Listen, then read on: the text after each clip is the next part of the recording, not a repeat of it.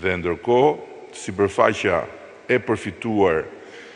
për nevojat e shtetit dhe të institucioneve publike është 267.000 metra katror. Ndërkohë që patjetër janë 355.000 metra katror të përfituara nga sipërmarrja. Pra, është një partneritet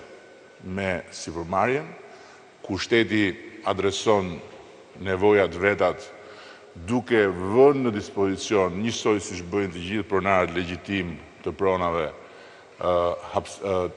asetet e veta, por jo më si në të kaluarën, jo më duke i dhënë ato për zhvillim me kosto dhe përfitime simbolike, por duke u kthyer në një zotrus të madh asetesh me vlerë të cilat janë në dispozicion po të shtetit. Mos harrojmë që kemi akoma sot një numër të konsiderueshëm hapësirash ku operojnë institucionet publike, të cilat janë me qira që paguajmë për pronar privat. Këtu po ndodh një spostim i rëndësishëm drejt zotrimit aseteve nga shteti dhe ndërkohë përmes kësaj po ndodh edhe një transformim i rëndësishëm i strukturës urbane dhe i cilësisë së ndërtimeve që ndodhin. Në mbyllje, Palati i Kongreseve është eksaktësisht ashtu siç u tha nga të gjithë ata që folën në dokumentarin e paraqitur, por nga ana tjetër edhe pse me të drejtë profesori dhe njëri nga autorët arkitekt të pallatit e nënvizoi me habi se si ky pallat ka rezistuar në 40 vjet nga pikpamja e infrastrukturës vetë brendshme, dua të them që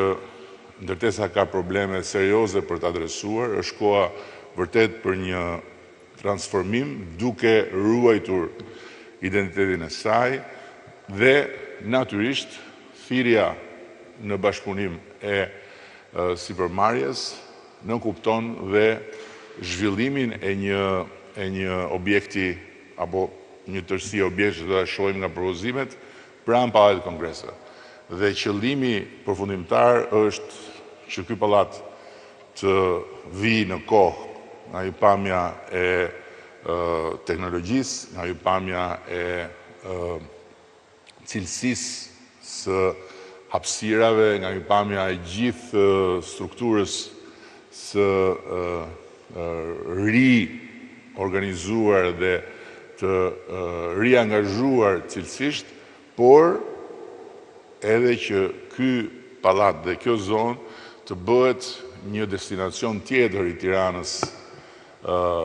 turistike, i Tiranës kryeqytet i shqiptarëve, i Tiranës aktiviteteve kulturore dhe i Tiranës aktivitetit të përditshëm social, duke mos e lënë një ishull që është gjithmonë